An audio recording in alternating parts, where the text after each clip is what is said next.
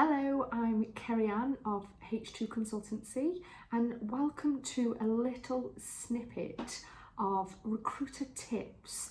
So recently I've been producing a lot of video content where I've been chatting to different business leaders and thinkers, and I wanted just to talk to you today. So this is a question I've been asked so many times in recent weeks, and that's sadly due to the fact that we're seeing quite a huge influx of candidates coming onto the market.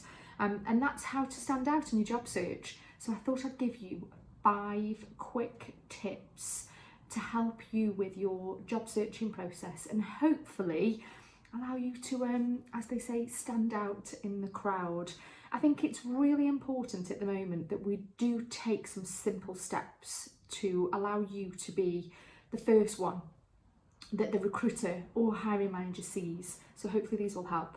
So first of all, I think we have to remember that first impressions do count, and no matter what you think, you need to be very mindful of spelling and grammatical errors. You need to sit there and think, well, this person's reading my CV, there's another 99 applications. Let's think it through, let's reread it, let's use a spell check, let's make sure that we are putting our best foot forward. And you want your CV to really reflect who you are, and generally that wouldn't be a CV perhaps full of some mistakes or words written incorrectly that perhaps don't sell who you are. Second would be to tailor your CV. I think this is probably the biggest tip I can give you really. You need to think about the reader. So it could be a recruiter reading your CV that isn't necessarily a specialist in your market. It could be a hiring manager that might sit within HR that isn't an engineer or isn't a finance person or isn't within procurement or operations. And therefore they will be looking at your CV as a reflection on their job spec that they've been given, and can treat it sometimes like a tick list activity. So think about making your CV as relevant as possible to the job advert that you've seen. Thirdly, follow up. Don't be afraid that once you've pressed send on your application that you could actually seek out the recruiter that's doing that piece of recruitment or a direct hiring manager. Follow up if you perhaps haven't heard back within 48 hours. 48 hours to 72 hours, I would suggest. And if you'd rather bring it forward a few steps, perhaps call them before you send their application to see if there's anything else that you could do to ensure you stand out in the process. And I think this is particularly important now during the pandemic, where we are seeing an increase in the number of applications coming in, whether that be direct to a business or as an agency recruiter. The applications have increased an incredible amount.